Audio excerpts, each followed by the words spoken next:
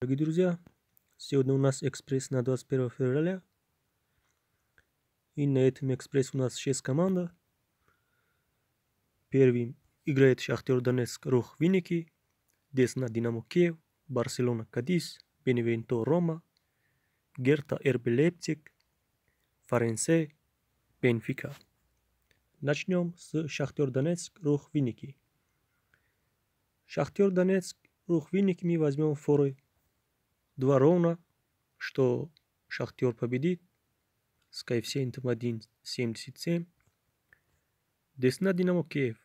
Мы возьмем победу Динамо Киева с коэффициентом 1,68. Барселона Кадис. Мы возьмем на этом матче желтые карточки больше 3 ровно с коэффициентом 1,49.